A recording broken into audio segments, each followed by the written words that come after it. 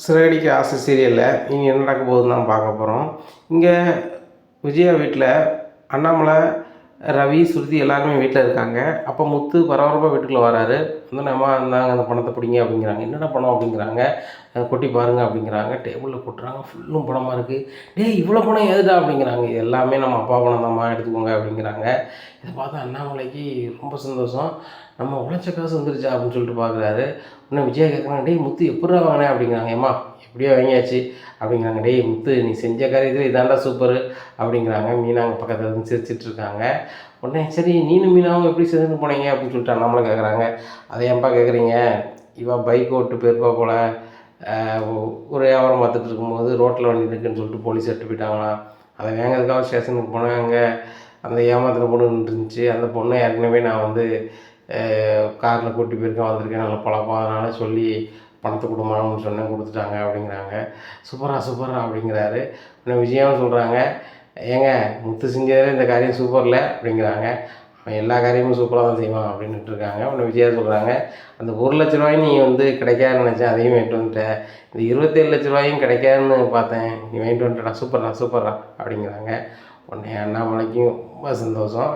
மீனாவும் பயங்கர சந்தோஷமாக இருக்காங்க. வீட்டுக்கு உள்ள பணம் காணாமல் போச்சு, என் மாமா ரொம்ப ஃபீல் பண்ணிகிட்டு இருந்தாங்க, பணம் வந்துருச்சு, மாமா ரொம்ப சந்தோஷமாக இருக்காங்க அப்படின்னு சொல்லிட்டு மீனா அண்ணாமலை முகத்தை பார்க்குறாங்க. அப்போது அண்ணாமலை சொல்கிறாங்க, முத்து நம்ம குடும்பத்துக்கு நல்ல காலம் பிறந்துட்டுடா அப்படிங்கிறாங்க. உடனே ஆமாப்பா அப்படிங்கிறாங்க. உடனே இவர் மனோஜ் கேட்குறாரு, அப்பா அந்த பணம் எனக்கு உள்ள பணம் தானேப்பா, அம்மா அது எனக்குள்ள பணம் தானம்மா தாங்க அப்படிங்கிறாங்க. உடனே விஜயா சொல்கிறாங்க, பணத்தெல்லாம் தர முடியாதுடா, உனக்கு தந்த பணத்தை நீ பயன்படுத்த தெரில, ஏன்னா இது வந்து குடும்ப சொத்து, அப்பாவுடைய சுய உழைப்பு, என்ன அப்பா உழைப்பு கிடைச்ச வெகுமதி, இதை நான் அந்த நேரத்தில் வாங்கி தந்தேன், நீ தொழில் பண்ணணுன்னு பார்த்தா நீ ஊதாரித்தனமாக இது பண்ணிட்ட, அதனால் அதுக்கு வாய்ப்பு இல்லை, ரோகிணி தான் வரதற்கல்லாம் வரதன்னா அப்பா வெளியே வந்துடுவார், அவங்க அப்பா சொத்தை வச்சு நீ பிஸ்னஸ் பண்ணுவியா, என்ன பண்ணுவியா அதை பண்ணு அப்படிங்கிறாங்க. எப்பா நீங்களாவது சொல்லி வாங்கி தாங்களாம்ப்பா ஏன் அப்படிங்கிறாங்க. உங்கள் அம்மாவே உனக்கு எப்பவும் சப்போர்ட் பண்ணிக்கிட்டு இருப்பா, அவளே இப்போ இப்படி பேசுகிறான்னா நீ எப்படி இருக்கேன்னு முதல்ல தெரிஞ்சுக்கோ, சரியா, உன்னை நம்பி தான் அந்த பணத்தை கொடுத்தோம், இப்போ மறுபடியும் கொடுத்தாலும் நீ ஊதாரித்தனமாக தான் பண்ண போகிற, நீ ஏதாவது ஒரு வேலைக்கு உருப்படியாக போ, அதுக்கப்புறம் பார்த்துக்கலாம் அப்படிங்கிறாங்க. உடனே ரோகிணி சொல்கிறாங்க, அங்கிள் மனோஜ் வந்து என்ன சும்மையாக கேட்குறாரு, பிஸ்னஸ் பண்ண தானே கேட்குறாரு அப்படிங்கிறாங்க. ஏம்மா குடும்பத்தில் உள்ள பணத்தை தூக்கி சும்மா கொடுத்துட முடியாது, நான் அந்த நேரத்தில் கொடுத்தேன் அப்படின்னா அன்றைக்குள்ள சூழல் அது, ஆனால் அதை அவன் பயன்படுத்தவே இல்லை அப்படிங்கிறாங்க. என்ன ரோகிணி நீ வந்து ரொம்ப ஓவராக பேசிகிட்டு இருக்க அவர்கிட்ட, அவருக்கு கொடுக்கணுன்னு தோணால் கொடுப்பாரு, கொடுக்க முடியாதுன்னா குடும்பத்துக்கும் கொடுக்க முடியாது, உங்கள் வீட்டிலேருந்து நீ என்னத்தை வாங்கிட்டு வந்த அப்படிங்கிறாங்க. விஜயா நீ அமைதியார், ஏம்மா உங்கள் அப்பா இருக்காருன்னு சொல்கிற, உங்கள் அப்பாவோ யாரோ உங்கள் வீட்டுக்கு வந்ததில்லை, எங்கள் அங்கிள் வந்தாங்களா அப்படிங்கிறாங்க. ஏம்மா அங்கிள் வந்தால் மட்டும் போதுமா, மற்றவங்களாம் வர வேண்டாமா, உண்மையிலே உங்கள் வீட்டில் வந்து மலேசியாவில் தான் இருக்காங்களோ எனக்கு தெரிய வேண்டாமா அப்படிங்கிறாங்க. ரோகிணி திருத்துன்னு முடிக்காங்க. ஆகா ஆண்டி தான் வரலாலும் உங்கள் அப்பா வரல, அது வரல, இது வரலன்னாங்க, இந்த அங்கிளும் பேச ஆரம்பிச்சிட்டாங்களே அப்படின்னு சொல்லிட்டு முடிக்காங்க. ஏம்மா உங்கள் வீட்டிலேருந்து பணத்தை வாங்கிட்டு வா, வச்சுட்டு வா, அதை செய்ய நான் விஜயா சொன்னவன் சொல்ல விரும்பல, ஆனால் வந்துட்டு உங்கள் வீட்டிலேருந்து யாராவது வரணும், வந்தாங்க மனோஜும் நல்ல தொழில் பண்ணுறான் அல்லது கஷ்ட நஷ்டத்தை பற்றி தெரியுது அப்படின்னா தான் நான் வந்து செய்வேன், எந்த வேலையுமே அவன் உருப்படியாக பார்த்ததில்ல, உனக்கே தெரியும், ஒரு மாதம் கூட அவன் சுத்தமாக பார்த்தது கிடையாது, இந்த முத்தப்பாரு ஒரு வேலை இல்லைன்னா இன்னொரு வேலைக்கு போயிடுவான். மீனா அந்த தெருவில் பூக்கடை போச்சு, உடனே பைக் வாங்கி கொடுத்தா உடனே வேலை பார்க்க ஆரம்பிச்சான், ஒரு நாள் கூட ரெஸ்ட் எடுக்க மாட்டான், சுறுசுறுப்பாக இருப்பான், உடம்பு சரியில்லாமல் மட்டும்தான் ஒரு இடத்துல முடங்கியிருப்பான், அன்னைக்கு கூட ஏதாவது வேலை செஞ்சிட்ருப்பான், அந்தளவுக்கு சுறுசுறுப்பாக இருப்பாங்க. இந்த மனோஜ் ஒரு வேலையும் செய்ய மாட்டான், ஏதோ ஒரு வேலையை உருப்படியாக செய்ய சொல்லுங்கள், அந்த பணம் கஷ்டம்னா என்ன, உழைப்புனா என்ன அப்படிங்கிறத அவன் தெரிஞ்சுக்கிட்டோம், அப்படின்னா தான் இந்த பணத்தோட அருமை தெரியும். ஒன்றுமே தெரியாமல் கொண்டு கொடுக்கும்போது அது வந்து பணம் பொருட்டாக தெரியாது, அதை வீணாக்கிட்டு தான் இருப்போம், இதுதான் உண்மை நிலை. உலக தத்துவமே இதுதான், நல்ல உழைக்கணும், என்ன நல்ல பணத்தோட அருமை தெரிஞ்சுக்கணும், இது தெரிஞ்சால் தான் வாழ்க்கையில் முன்னேற முடியும் அப்படிங்கிறாங்க. ரோகிணி சொல்கிறாங்க, நான் தான் இருக்கணும் அங்கிள், நான் சேர்ந்து பார்த்துக்கிறேன் அப்படிங்கிறாங்க. ஏம்மா நீ பார்லர் வச்சுருக்காங்க, உன் பார்லரை பார்ப்பியா மனோஜை பார்ப்பியா அப்படிங்கிறாங்க. மனோஜ் வந்து ஃபாரினுக்கு போயிட்டா நான் கூடவே போயிட போகிறேன், அதே மாதிரி பிஸ்னஸ் பண்ணால் நான் அவர் கூடயே பண்ண போகிறேன் அப்படிங்கிறாங்க.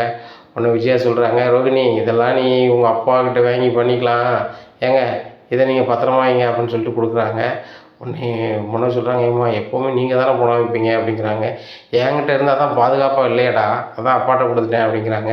உடனே அண்ணாமலை சொல்கிறாங்க, இந்த பணம் பத்திரமா என்கிட்ட இருக்கும், ஒன்றும் பிரச்சனை கிடையாது, என்ன மனோஜ் இவ்வளோ நாளும் சப்போர்ட் பண்ண உங்கள் அம்மா உனக்கு சப்போர்ட் பண்ணலன்னா அதை புரிஞ்சுக்கோ காரணத்தை. நீ வந்துட்டு கரெக்டாக இல்லை, கரெக்டாக இருந்துக்கோ. நீ இது நானும் நீ படிக்க வச்சுருக்கேன், ரவியை படிக்க வச்சுருக்கேன். நீங்கள் 5 காசு இந்த வீட்டுக்கு கொடுத்ததில்ல. இந்த முத்து தான் உழைச்சி அவன் கஷ்டப்பட்டாலும் உனக்கு கொடுப்பான். எனக்கு 6 மாதம் சம்பளம் வராமல் நான் வீட்டில் இருந்தேன். என்னோடய மாத்திரை மருந்துலேருந்து என்னோடய செலவுலேருந்து எல்லாமே அவன் தான் பார்த்தான். எனக்கு இப்போ கூட அவனுக்கு மருத்துவ செலவு கூட அவன் தான் தாரான். ஏன்னா வீட்டு செலவையும் பார்த்துக்கிறான். அவன் காரை வந்து டியூ கட்டுறான், அவன் பொண்டாட்டி காருக்கு டியூ கட்டுறான் அப்படிங்கிறாங்க. உடனே ஏங்க நீங்கள் வீட்டு பத்திரத்தை வச்சு தானே கொடுத்தீங்க அப்படின்ட்டு இருக்காங்க. சரி இருக்கட்டும், அவன் என்றைக்கெல்லாம் திருப்பி தர தானே போகிறான். அவன் உழைச்சிட்டு தானே இருக்கான். உழைப்பு வந்து ஒரு நாளும் நம்மளை கெடுத்துடாது அப்படிங்கிறாங்க. உடனே விஜயாவும் அமைதியாக இருக்காங்க. உடனே மனோஜ் சொல்கிறார், எப்பா எப்படியாவது நீங்கள் தந்தா தானப்பா நான் ஜெயிக்க முடியும் அப்படிங்கிறாங்க. உடனே இப்படியே சொல்லிகிட்டு இருக்காடா அப்படின்ட்டு இருக்காங்க.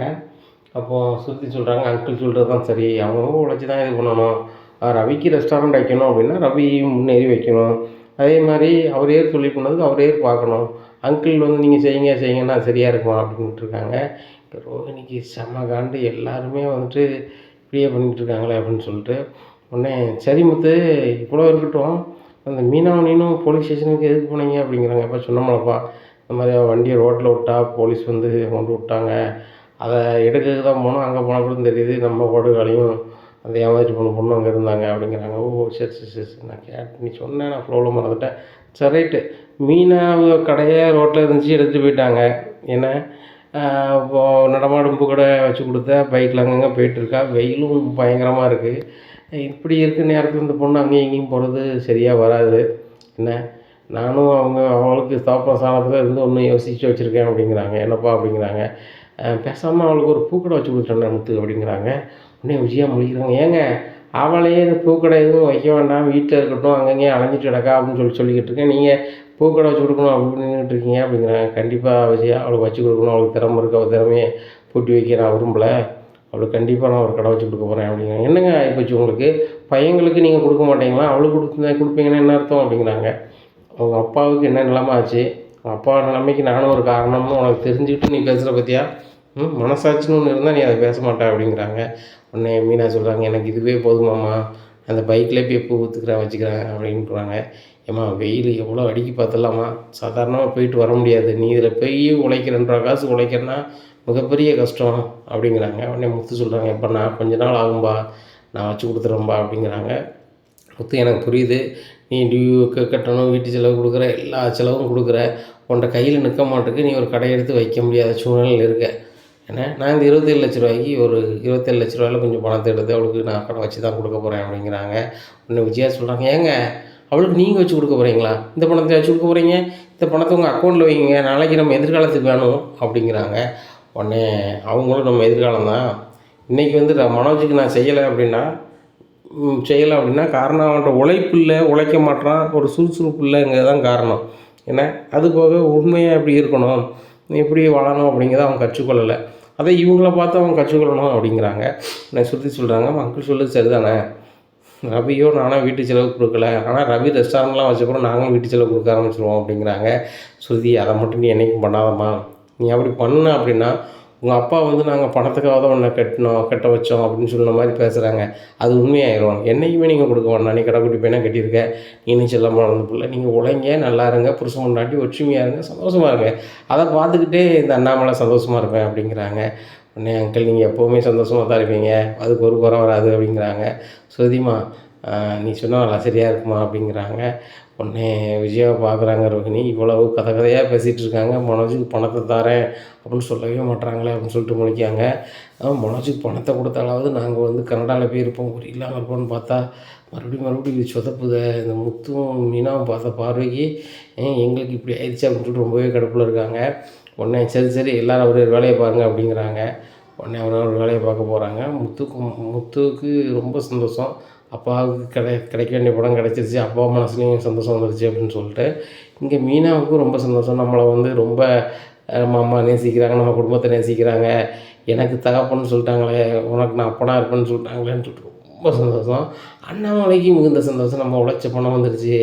அதுபோக இந்த பணத்தை வந்து முத்தோ மீனாவோ 5 பைசா எதிர்பார்க்க மாட்டுறாங்க, ஆனால் அவங்களுக்கு கண்டிப்பாக ஏதாவது செய்யணும், மீனாவுக்கு சொன்ன மாதிரியே பூக்கடை வச்சு கொடுத்துடணும் அப்படின்னு நினைக்காங்க. அப்போ பரஸ்கிட்ட சொல்கிறார், பரசு எங்கேயாவது கடை கிடச்சா சொல்லு அப்படிங்கிறாங்க. சரி நண்பா விசாரிக்கேன் அப்படிங்கிறாங்க. ஒரு ஆள்கிட்ட சொல்கிறாங்க, அண்ணாச்சி மெயினில் பூக்கடை வைக்கிற மாதிரி நல்ல கடை இருந்தால் சொல்லுங்கள் அப்படிங்கிறாங்க. அப்போது எனக்கு தெரிஞ்ச ஒரு புரோக்கர் இருக்கார், வர சொல்கிறேன் பர்சனாச்சு, நீங்கள் அவர்கிட்ட பேசுங்க அப்படிங்கிறாங்க. சரி அப்படிங்கிறாங்க. அவரை வர சொல்கிறாங்க. பேசுகிறாரு. என்னுடைய நண்பருடைய மருமகளுக்கு ஒரு பூக்கடை வைக்கணும், மெயினான இடங்களில் ஒரு கடை வேணும் அப்படிங்கிறாங்க. சார் சூப்பர் கடை சார், என்ன ரூ. 1,00,000 அட்வான்ஸு, என்ன சூப்பராக கடை சார் வைக்கலாம் அப்படிங்கிறாங்க. உடனே அண்ணாமலைக்கு ஃபோன் பண்ணி சொல்கிறாரு. அண்ணாமலை சூப்பர் கடை கிடச்சிருச்சு, ரூ. 1,00,000 அட்வான்ஸ் கேட்குறாங்க அப்படிங்கிறாங்க. பர்ஸ் அந்த கடையை விட்றாத, நம்ம பார்ப்போம் போய் அப்படிங்கிறாங்க. உடனே முத்துக்கு ஃபோன் அடிக்கிறார் அண்ணாமலை.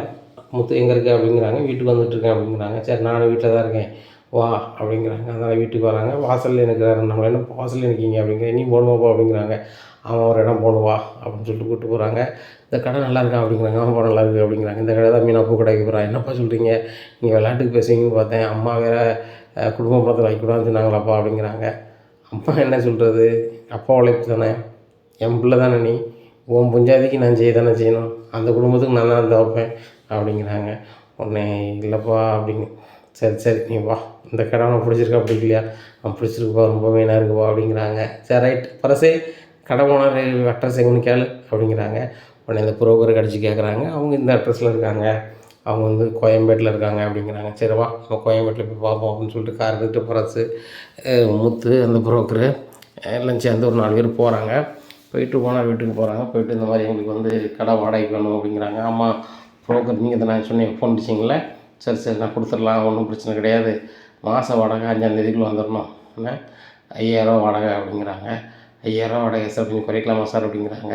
இது யார் அப்படிங்கிறாங்க. என்னோடய பையன் சார், இவர் ஒய்ஃபு தான் வைக்க போகிறாங்க அப்படிங்கிறாங்க. நம்மளை சரி தம்பி, நீ பார்க்க டிரைவர் பையன் நல்லா வேணும் தெரியுது, சரி தம்பி ஒரு 1,000 குறைச்சிக்கோங்க, 4,000 வாடகை கொடுங்க அப்படிங்கிறாங்க. ரொம்ப நன்றி சார் அப்படிங்கிறாங்க.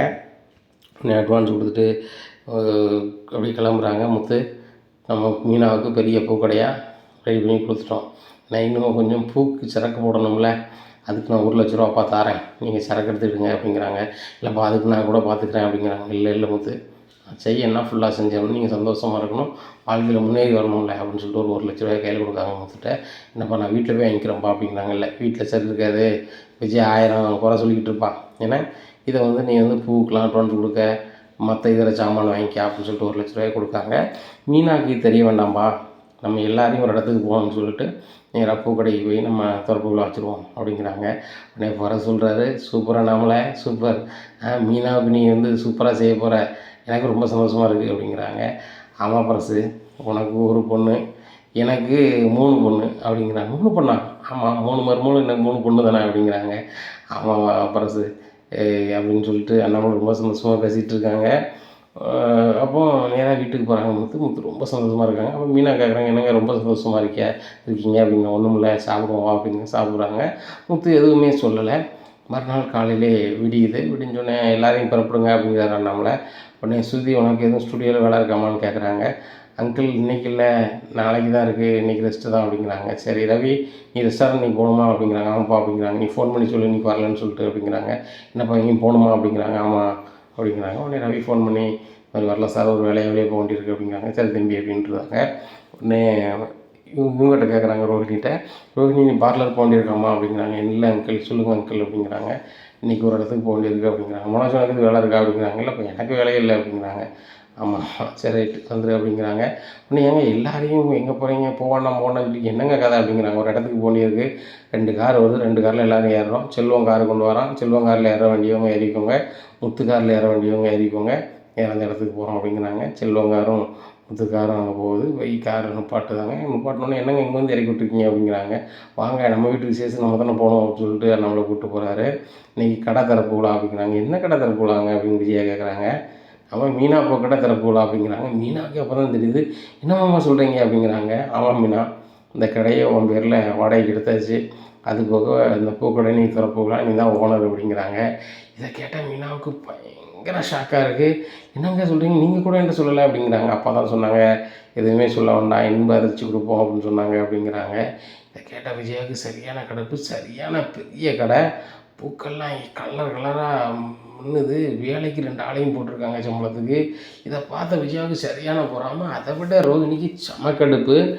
இந்த 27 லட்ச ரூபாயை என் வீட்டுக்காருக்கு பிஸ்னஸ் பண்ண கொடுக்க மாட்டேன்னாங்க. இந்த பூக்காரிக்கு பெரிய பூக்கடையாக வச்சு கொடுத்துட்டாங்களே. ஏற்கனவே இந்த பைக்கில் பூ விற்கும் போதோ தள்ளுவண்டி கடையை வச்சுருக்கும் போதோ ரொம்பவே மதிக்கவே மாட்டாங்க.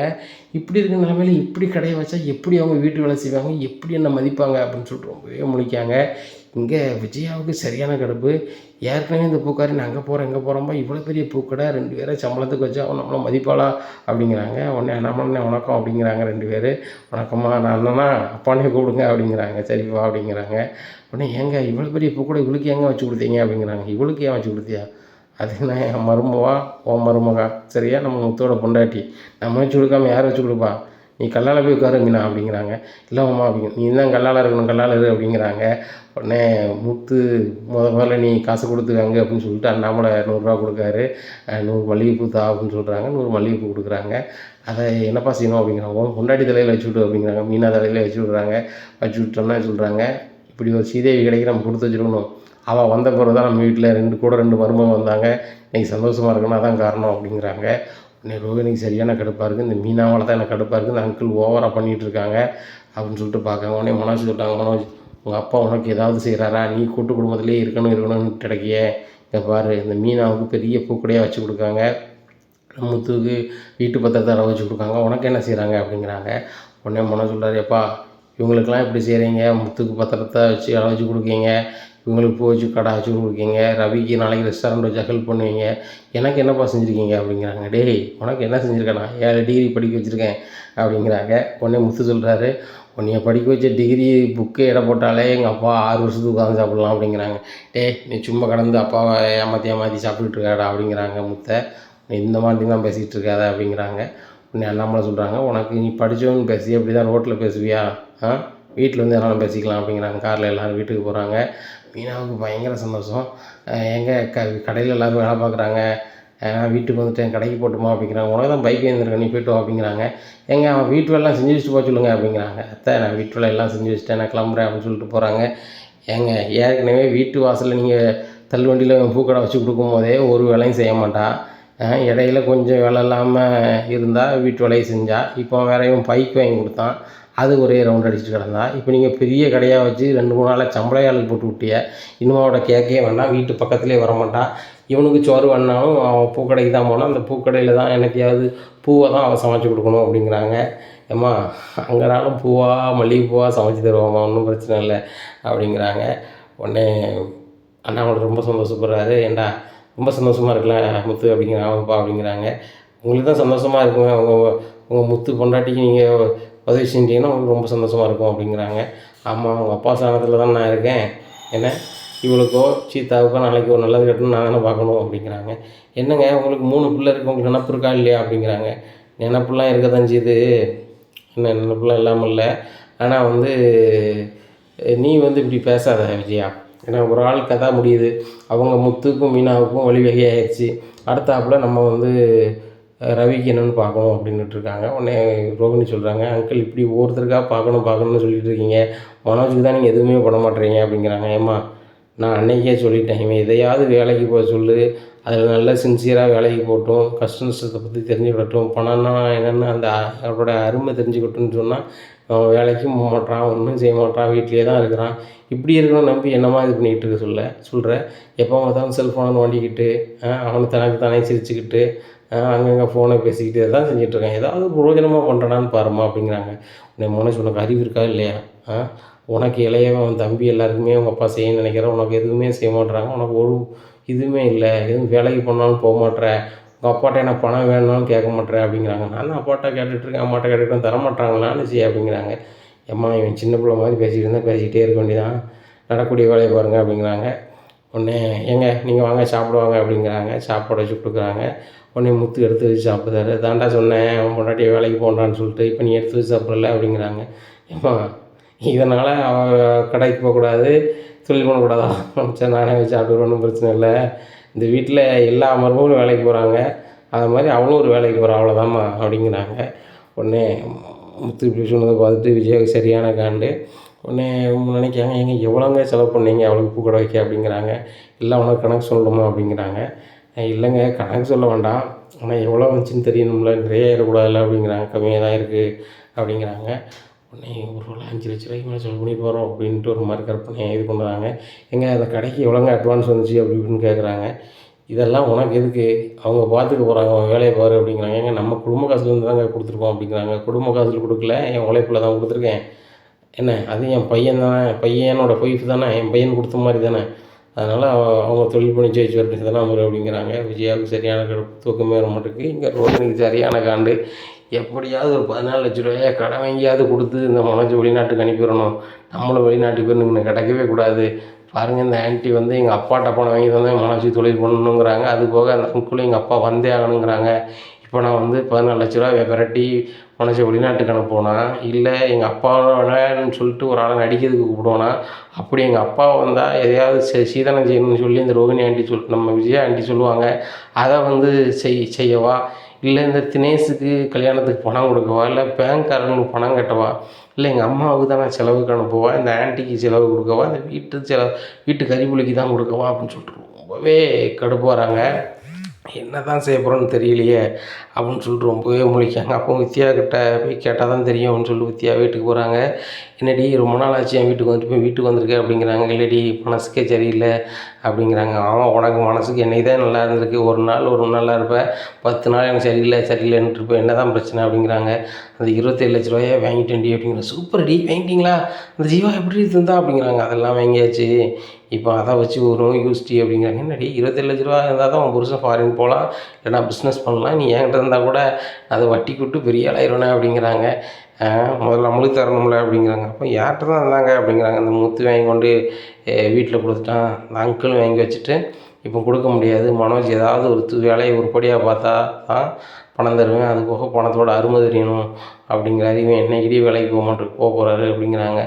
"நான் தான் சொன்னேனேடி, உன் வீட்டுக்காரர் உருப்படியாக எந்த வேலையும் பார்க்க மாட்டார், அவருக்கு தெரிஞ்ச ஒரே வேலை கோயில் வாசலில் இருக்கிறது தான், அது வேணால் அனுப்பு, பார்க்குக்கு வேணால் போக சொல்லு, ஆளுக்கு விடிய விடிய போகிறாங்க" அப்படிங்கிறாங்க. "நீ வேறு சும்மா கடடி, எப்படியாவது இந்த நிலை மாறணும்னா மாறவே மாட்டேங்கடி" அப்படின்னுக்கிட்டு இருக்காங்க.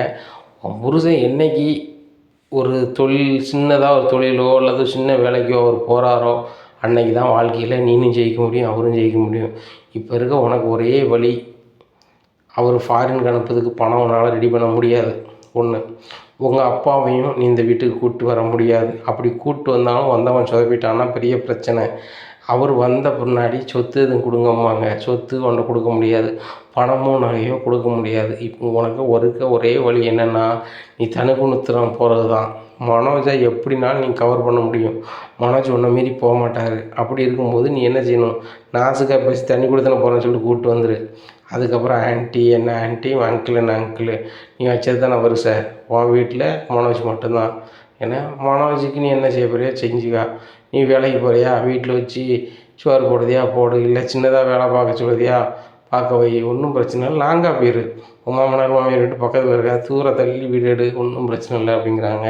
"ஆமாடி, இனிமேல் இதை நினச்சிட்டே இருக்கக்கூடாது, நான் சொந்த பார்லர்னால் தான் நான் ஃபீல் பண்ணணும், நான் சம்பளத்துக்கு தானே வேலை பார்க்குறேன், இந்த பார்லர் இல்லைன்னா வேறு பார்லர், அங்கே வேலைக்கு போக போகிறேன், தனி கொடுத்தது வீடு பார்த்துட வேண்டியதான்" அப்படின்னு சொல்லிட்டு பேசிகிட்டு இருக்காங்க. அப்போ வித்யா சொல்கிறாங்க, "அப்போ நம்மளாக வீடு பார்த்தா தான் நல்லாயிருக்கும், புரோக்கர்னு சொன்னால் அவன் புரோக்கர் கமிஷன் 2 மாதம் 3 மாதம் வாடகை கேட்பாங்க, அந்த பணத்தை நம்ம கொடுத்துக்கிட முடியாது, அதனால் நம்மளாக வீடு பார்க்க ஆரம்பிச்சிடுவோம்" அப்படிங்கிறாங்க. "ஆமாடி, அப்படி செஞ்சால் தான் நல்லது" அப்படின்னு சொல்லிட்டு ரோகிணி வித்யாவும் அங்கங்கே வீடு தேடி அலையிறாங்க. அப்போது ரோகிணிக்கு ஃபோன் அடிக்கிறாங்க மனோஜ்.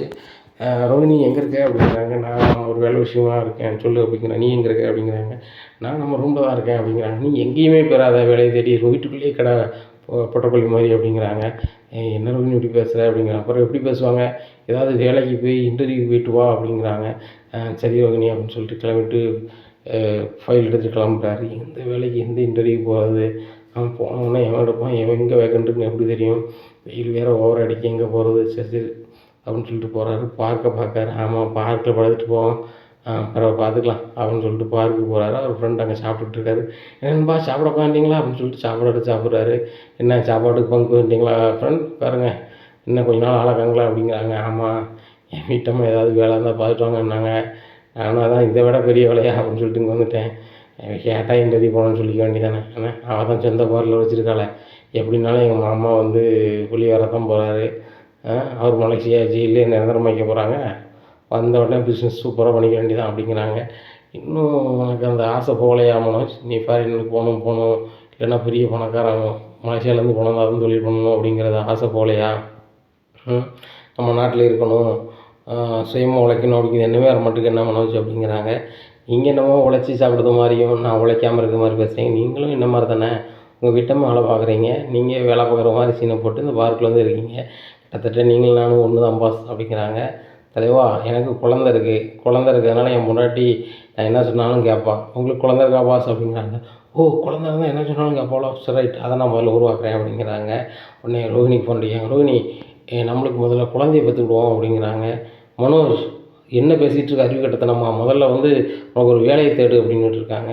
சரி சரி சரி ரோஹிணி, சரி ரோஹிணி அப்படின்னுட்டு இருக்காங்க. உடனே இப்போ நீ இன்டர்வியூ தான் போயிருக்க அப்படிங்கிறாங்க. ஆமாம் ரோஹிணி, இன்டர்வியூ தான் ஒரு கம்பெனியில் உட்காந்துருக்கேன். 6-7 பேர் வந்து இன்டர்வியூக்கு நிற்காங்க, நான் பின்னாடி நிற்கேன் அப்படிங்கிறாங்க. சரி, இன்டர்வியூ முடிச்சுட்டு சக்ஸஸ்ஃபுல்லாக வேலையோட வா அப்படிங்கிறாங்க. சரி ரோஹிணி அப்படின்னு சொல்லிட்டு இங்கே துண்டை விரிச்சு பாட்டில் தூங்கிடுறாரு. உடனே ஒரு நண்பர் எந்திரிச்சு ஒன்று கேட்குறாரு, நண்பா இன்டர்வியூ முடிஞ்சிட்டா அப்படிங்கிறாங்க. ஆமாம் முடிஞ்சிட்டு, இப்படி தான் சமாளிச்சாகணும். சரி சமாளிச்சாச்சு, நம்ம இன்னொருத்தன் கீழே போய் வேலை செய்கிற மாதிரி இல்லை. ஒன்று சொந்தமாக பிஸ்னஸ் பண்ணணும், இல்லையா பெரிய சம்பளத்துக்கு பெரிய வேலையாக போய் வெளிநாட்டில் போய் பார்க்கணும்.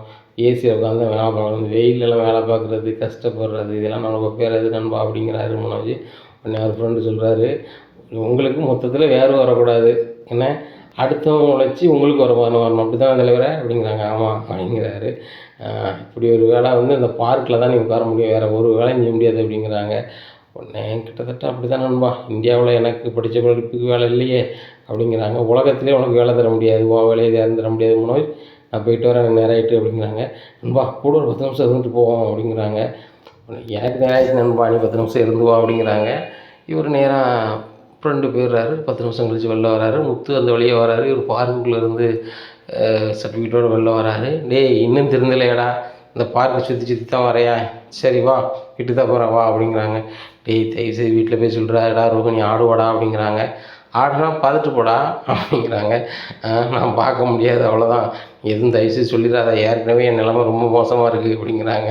உன் நிலமை மோசமானது நீ தான் காரணம், எங்கேயாவது இன்டர்வியூ வேலையை திடலாம், இல்லை நான் சொல்கிற வேலையாவது செய்யடா. என் ஃப்ரெண்டோட கார் சும்மா தான் கிடக்கு, அதை எடுத்து ஓட்டு, ஒரு நாளைக்கு ஒரு 500 ரூபாயாவது கிடைக்கும், மாதம் 15,000 ரூபா ஆச்சு, யார்கிட்டையும் போக வேண்டாம்.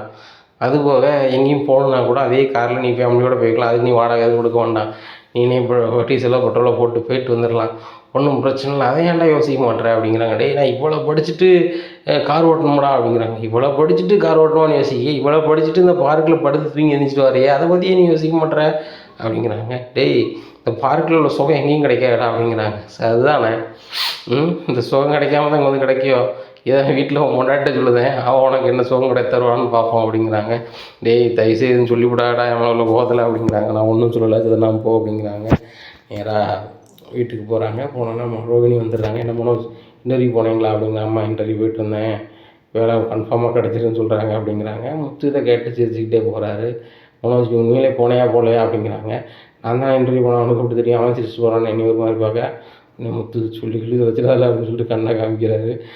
முத்து மனோஜை பார்த்து சிரிக்கிறத பார்த்து மீனா கேட்குறாங்க, ஏங்க எங்கே பார்த்து சிரிக்கீங்க அப்படிங்கிறாங்க. ஒன்றும் இல்லை அப்படிங்கிறாங்க. இல்லை, இப்போ உங்கள் அண்ணன் மட்டும் நல்லா பேசி போகிறோம் அப்படிங்கிறாங்க. நல்லா பேச மாட்டான், அவருக்கு அதில் மாட்டிக்கிட்டான், அதனால் என்கிட்ட சமாளிக்கிறதுக்காக ஏதாவது பண்ணிகிட்ருக்கான் அப்படிங்கிறாங்க. அப்படியா அப்படின்ட்டு இருக்காங்க. உடனே என்னதுங்க அப்படிங்கிறாங்க. ஒன்றும் இல்லை, இப்போவும் இன்டர்வியூ போகிறேன்னு சொல்லிட்டு அவர்கிட்ட ஏமாற்றிட்டு பைசா வாங்கிட்டு போவோம் போல், இப்போவும் பார்க்கில் தான் தூங்கிட்டு இருக்கான் அப்படிங்கிறாங்க. ஏங்க இப்படி பண்ணிகிட்ருக்காரு அப்படிங்கிறாங்க. மீனா, அவனோட உழைப்பு இல்லை, சரியா, அடுத்தவங்க உழைப்புலேயே அவன் வந்து சாப்பிடணும்னு நினைக்கிறான், சரியா. என் மாமனார்கிட்ட போனவங்க தான் பெரிய அளவில் பிஸ்னஸ் பண்ணுவாங்கிறான், இல்லைன்னா அப்பாட்ட போனவங்க தான் பிஸ்னஸ் பண்ணுவாங்கிறான், இல்லைன்னா ஃபாரின் போவாங்கிறான், எதுவுமே அவன் உழைப்பில் உள்ள பணத்தில் போகக்கூடாதுன்னு நினைக்கிறான் அப்படிங்கிறாங்க. அப்படி எப்படிங்க ஜெயிக்க முடியும் அப்படிங்கிறாங்க. அது அவனுக்கு புரியணும்ல, நான் என்ன சொல்கிறது அப்படிங்கிறாங்க. உடனே விஜயா சொல்கிறாங்க, மனோஜ் இன்றைக்கி என்ன வேலைக்கு இன்டர்வியூ போனேன் அப்படின்னு கேட்குறாங்க. உடனே ஒரு பெரிய வேலைக்காக போயிருக்கேன் அப்படிங்கிறாங்க. சரிடா, சீக்கிரமாக பெரிய வேலைக்கு போய் சேர்ந்துரு, அப்படின்னா தான் அப்பாவும் நீ மதிப்பாங்க, உனக்கும் தொழில் பண்ண காசு தருவாங்க, நீனும் முன்னேற முடியும் அப்படிங்கிறாங்க. ரோகிணி, நீ 2 நாளாக விரதம் இருக்கியா வைக்கலையான்னு சொல்லிட்டு நான் ஒழுங்காக பார்க்கல, இன்றைக்கி எத்தனாவது நாள் விரதம் ஆகுது அப்படிங்கிறாங்க. ஆன்ட்டி விரதம்மா அப்படிங்கிறாங்க. என்னம்மா சொல்கிற விரதமான்னு கேட்குற? விரதம் நான் உன்னை இருக்க வச்சோம்ல எத்தனை நாள் ஆச்சு அப்படிங்கிறாங்க. 6 நாள் ஆச்சு ஆன்ட்டி அப்படிங்கிறாங்க. 6 நாள் ஆச்சுல இன்னைக்கு வந்து ஒரு நைட்டு பூரா வந்து விரதம் இருக்கணும், இன்றைக்கி சிவராத்திரி வா அப்படின்னு கூப்பிட்றாங்க. இன்னும் எங்கே ஆன்ட்டி அப்படிங்கிறாங்க. இன்றைக்கி பூரா நீ முழிச்சு தான் இருக்கணும் அப்படிங்கிறாங்க. ஆன்ட்டி நைட்டு பூரா முழிச்சிட்டு இருந்துக்கிட மாட்டேன், நான் நேரத்தோட தூங்கிடுவேன் அப்படிங்கிறாங்க. என்ன பச்சை பிள்ளை மாதிரி சொல்லிகிட்டு இருக்க, உங்கள் அப்பா வரணும் வராண்டாமா வா அப்படிங்கிறாங்க. ஏன் ஆன்ட்டி இப்படி சொல்கிறீங்க அப்படிங்கிறாங்க. உண்மையை தான் சொல்கிறேன், உங்கள் அப்பா வெளியே வரணும்னா நீ முடிச்சு தான் ஆகணும் அப்படிங்கிறாங்க. உடனே பார்வதிக்கு ஃபோன் அடிக்கிறாங்க. பார்வதி எங்கே இருக்க அப்படிங்கிறாங்க. வீட்டில் இருக்கேன், இன்றைக்கி சிவராத்திரி நீ வந்துரு அப்படிங்கிறாங்க. சிவராத்திரி கல்யாணம் முடியாத பிள்ளைகள் தானே இருக்கணும் அப்படிங்கிறாங்க. கல்யாணம் முடிஞ்ச நம்மளும் இருக்கலாம், அதுபோக ரோகிணி வந்து விரதம் இருக்கலாம் கூட இருக்கணும் அப்படிங்கிறாங்க. பணக்கார மருமக கூட நீ முழிச்சிட்டு, நான் ஏன் வயசான காலத்தில் முழிச்சிட்டு இருக்கணும் அப்படிங்கிறாங்க. சரி சரி நீ வா அப்படிங்கிறாங்க. சரி நான் வராட்டினா உடையா போகிறேன், சரி வாரேன் அப்படிங்கிறாங்க.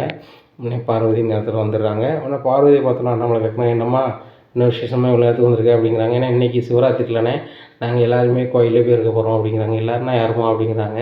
ரோஹிணி விரதம் இருக்காலாம், ரோஹிணியை கூப்பிட்டு போகணும் அப்படிங்கிறாங்க. ரோஹிணிக்கு சரியான கஷ்டமாக இருக்குது. மனோஜ் அம்மாட்ட சொல்லு, நைட்டு பூரா முடிச்சுக்கிட மாட்டேன்னு சொல்லு அப்படிங்கிறாங்க. ஏம்மா ரோஹிணி நைட்டு பூரா முடிச்சிக்க மாட்டா, அவன் இடத்துல தூங்கிடுவா அப்படிங்கிறாங்க. உடனே விஜயா நினைக்கிறாங்க, நைட்டு பூரா 2 பேரும் சீக்கிரமாக தூங்குறதுனால தான் உங்களுக்கு இன்னும் குழந்தை இல்லைன்னு நினச்சி நான் ஃபீல் பண்ணிகிட்ருக்கேன், உங்களுக்கு அது கொஞ்சமாக தெரியுதா அப்படின்னு சொல்லிட்டு, டேய் ஐயா அப்பா அதன்றா வரதான் இருக்கா, ஐயா அப்பா வெளியே வரணும்னா இவன் முடிச்சு தான் ஆகணும் அப்படிங்கிறாங்க. மனோஜ் போகிறாரு. ரோஹிணி இப்போ இருக்க ஒரே வாய்ப்பு உங்கள் அப்பா தான், உங்கள் அப்பா வெளியே வந்தால் தான் எனக்கு தொழிலுக்கு ஏதாவது பணம் கிடைக்கும், அதனால் நீ போய் விரதம் இருப்போ, அதுபோக விடிய முடிச்சிருக்கணும் அப்படிங்கிறாங்க. என்ன மனோஜ் சொல்கிற, எங்கள் அப்பா வந்தால் தான் நீ தொழில் பண்ணுவீங்க, இல்லை உனக்கு தொழிலே பண்ண மாட்டியா அப்படிங்கிறாங்க. ஏன்டா எங்கே பணம் இருக்குது, அங்கே எங்கள் அப்பாவும் தர மாட்டுறாங்க, எங்கள் அம்மாவும் தர மாட்டுறாங்க, உங்கள் அப்பா தானே தந்தாகணும் இப்போ அப்படிங்கிறாங்க. ரோஹிணிக்கு சரியான கடுப்பாகுது. சரி நான் போகல அப்படிங்கிறாங்க. போகலையா, எங்கள் அம்மா கூப்பிட்றாங்க. ஆன்ட்டி வரேன் அப்படின்னு சொல்லிட்டு வெளில போகிறாங்க. என்ன ரோஹிணி இவ்வளோ நேரம் பண்ணிகிட்ருக்க, பார்வதி எப்பயும் வந்துட்டாளா அப்படிங்கிறாங்க. சரி ஆன்ட்டி போவோம் அப்படிங்கிறாங்க. ஆன்ட்டி கார் வர சொல்கிறீங்களா ஆட்டோவா அப்படின்னு கேட்குறாங்க. நடந்தாலும் போகணும், காரோ ஆட்டோவில் போகக்கூடாது அப்படிங்கிறாங்க. இது வேறையா அப்படின்னு சொல்லிட்டு போய் செருப்பு போடுறாங்க. ரோஹிணி என்ன பண்ணிகிட்ருக்க, என்ன ஆன்ட்டி அப்படிங்கிறாங்க. செருப்பு போடக்கூடாது, செருப்பு போடாமல் தான் நடக்கணும் அப்படிங்கிறாங்க. கோயில் வரைக்கும் நடந்து போகிறாங்க. இதுவே ரொம்ப தளர்ச்சியாக இருக்குது, எங்கே படுக்கலான்னு இருக்கு அப்படின்னு சொல்லிட்டு அங்கே போய் சோகமாக ஒரு செவத்தரமாக சாஞ்சி கண்ணை மூடிட்டு உட்காந்துருக்காங்க. ரோஹிணி கண்ணை திறந்து தான் இருக்கணும் அப்படிங்கிறாங்க. கண்ணை திறந்தே இருக்காங்க. நாங்கள் சொல்கிறதெல்லாம் சொல்லு அப்படிங்கிறாங்க. சொல்கிறதெல்லாம் சொல்கிறாங்க. இதை கேட்ட ரோஹிணிக்கு ரொம்ப கடுப்பு. இப்படி பண்ணிகிட்ருக்காங்க அந்த ஆன்ட்டி, 48 நாளுக்கு நீ 48 வகையாக பண்ணி முடிச்சிடுவாங்க போலையே அப்படின்னு சொல்லிட்டு முடிச்சிட்ருக்காங்க. அப்போ ஃபோன் வருது வித்யாட்டிருந்து. என்ன ஃபோன் வருதா, ஃபோனை ஆஃப் பண்ணு அப்படிங்கிறாங்க. வித்யா அடியா, அந்த வித்யாவுக்கு வேறு வேலையே இல்லை, விரதத்தை கெடுக்கிறது தான் அவளுக்கு வேலையோ, நீ எப்படியாவது இந்த விரதத்தை முடிச்சு உங்கள் அப்பா வெளியேறுவார்னு பார்த்தா அவள் வந்து இடைஞ்சு பண்ணிகிட்ருக்கா, ஃபோனை என்கிட்ட கொண்டா அப்படிங்கிறாங்க. ஃபோன் எடுக்கிறாங்க. ஏய் வித்யா உனக்கு அறிவில்லை, நீ இவ்வளோ நேரம் தான் ஃபோன் எடுப்பி அப்படின்ட்டு இருக்காங்க. ஆமாம் நீங்கள் யார் பேசுது அப்படின்னு கேட்குறாங்க. நான் ரோஹினியோட அத்தை பேசுகிறேன். ஐயோ நீங்களா அப்படிங்க, நீங்கள் எதுக்கு எடுத்தீங்க அவள் ஃபோனை அப்படிங்கிறாங்க. அவள் விரதம் இருக்கா, அவளாம் ஃபோன் பேச வேண்டாம், ஃபோனை வை அப்படிங்கிறேன். இது முக்கியமான ஃபோன் அப்படிங்கிறாங்க. ஃபோன்லாம் அட்டன் பண்ண முடியாது, வை அப்படிங்கிறாங்க. உடனே ஃபோனை ஆஃப் பண்ணி வச்சிடுறாங்க. விடிய விடிய ரோஹிணி முழிச்சிருக்காங்க. அப்போ விடிஞ்சோடனே ஆன்ட்டி ஆட்டோவையோ காரையோ வர சொல்லுங்க ஆன்ட்டி, நைட்டு பூரா முழிச்சிட்டோம் அப்படிங்கிறாங்க. உடனே பார்வதி சொல்கிறாங்க, இல்லைம்மா விரதம் இருந்துட்டு வீட்டு வரைக்கும் நடந்தான் போகணும் வரணும், நீ வந்து இங்கேருந்து கார்லேயோ ஆட்டோலேயோ போனால் பழிக்காது அப்படிங்கிறாங்க. என்னத்தை கிளிக்காது, நீங்கள் ஏன் பாடாப்படுத்துறீங்க அப்படின்னு சொல்லிட்டு நடந்து ரொம்ப சங்கடப்பட்டு வராங்க. வீட்டு வாசலில் வரையில் முத்து காருக்கு ஆஃபர் கிளம்புறாரு சவாரிக்கு. அப்போ பார்த்துட்டு ஏன் இந்த பொண்ணு ஒரு மாதிரி நடக்குது அப்படிங்கிறாங்க. டேய் அவன் வந்து நைட்டு பூரா முழிச்சிருந்து விரதம் இருந்திருக்கா, அது போக நடந்தே வரா அப்படிங்கிறாங்க. ஓ அப்படியா, நானும் இந்த பிள்ளை ஒரு மாதிரி நடக்குது பார்த்துட்டு காலில் தான் எதுவும் ஆகிட்டோ அப்படின்னு சொல்லிட்டு பார்த்தேன் அப்படிங்கிறாங்க. ரோஹிணிக்கு சரியான கடுப்பாகுது. நேராக போய் வீட்டில் போய் படுத்துக்கிறாங்க. படுத்த உடனே விஜயா வராங்க. ஏய் ரோஹிணி அப்படிங்கிறாங்க. என்ன ஆன்ட்டி அப்படிங்கிறாங்க. ஏன் ஒரு மாதிரி சவுண்ட் விடுத, எந்திரிச்சு குழி அப்படிங்கிறேன். ஆன்ட்டி நைட்டு பூரா முடிச்சிருக்கேன், நான் கொஞ்சமாக தூங்கிக்கிறேன் ஆன்ட்டி அப்படிங்கிறாங்க. அம்மா நீ விரதம் இருக்க, இப்போ உடனே குளிச்சுட்டு சாப்பிடு, இப்படி நீ குளிச்சுட்டு சாப்பிடலை அப்படின்னா இன்னும் நீ மறுநாள் தான் சாப்பிட முடியும் அப்படிங்கிறாங்க. என்ன டீ சொல்கிறீங்க அப்படின்னு சொல்கிறாங்க. உடனே மனோஜ் சொல்கிறாங்க, அம்மா இருக்கும் நீ விரதம்னா அம்மா ரொம்ப ஸ்ட்ரிக்ட்டு, நீ அப்படி இருந்தாகணும் அப்படிங்கிறாங்க. மனோஜ் நீ மனசும் கிடையாதா, நான் இந்த வீட்டில் விரும்பல மனோஜ் அப்படின்னு சொல்லிட்டு மலர்ந்து வெளியே கிளம்புறாங்க. உடனே விஜயா சொல்கிறேன், எங்கே போகிறேன் அப்படிங்கிறாங்க. ஒன்றுமில்ல ஆன்ட்டி அப்படின்னு சொல்லிட்டு மறுபடியும் ரூமுக்கு வராங்க. ஏன் மனோஜ் பண்ணுறீங்க எல்லோரும் இப்படி அப்படின்னு சொல்லிட்டு போய் குளிக்காங்க. குளித்து தலை காயாமல் இருக்குது. மனோஜ் எனக்கு தூக்கமும் வருது, தலையும் காயாமல் இருக்குது. இப்போ என்னன்னா உங்கள் அம்மா சாப்பிடணுங்கிறாங்க. இப்போ எனக்கு பசிக்கல மனோஜ், நான் கொஞ்சம் கழிச்சு சாப்பிட்டுக்கிறேன், அதையாவது சொல்ல அப்படிங்கிறாங்க. அம்மா அவள் பிறகு சாப்பிட்டு போகலாம் அப்படிங்கிறாங்க. டேய் அவள் சீக்கிரம் சாப்பிட்டாகணும்டா, விரதம் இருக்கா, சாப்பிடலன்னா உடம்பு என்னடா ஆகும் அப்படிங்கிறாங்க. இங்கே ரோகிணிக்கு அப்படியே மனசுக்குள்ளேயே பேசிக்கிறாங்க. ஆமாம் ரொம்ப தான் அக்கறை அந்த ஆன்ட்டிக்கு, நைட்டு பூரா முழிக்க வச்சு நடத்தியே கூட்டி வந்துட்டாங்க. இப்போ நான் டயத்துக்கு சாப்பிட்ணும் அப்படிங்கிறாங்க. அந்த அளவே சாப்பிட்றாங்க. உப்பே இல்லை ஆன்ட்டி, உப்பே இல்லை, கொஞ்சம் உப்பு தாங்களேன் அப்படிங்கிற. உப்பை நீ போடக்கூடாது, உப்பு போடணுமா, உப்பு போடாட்ட தான் விரதம் சரியாக வரும் அப்படிங்கிறாங்க. உடனே இதை ரொம்ப பாவமாக பார்க்குறாங்க மீனா. இனி என்ன நடக்கும் இந்த ரோகிணி வாழ்க்கையில் அப்படிங்கிறத பொறுத்துக்கிட்டு பார்க்கலாம். நம்ம சேனலை நீங்கள் மறக்காமல் லைக் அண்ட் சப்ஸ்கிரைப் பண்ணுங்கள். நன்றி, வணக்கம்.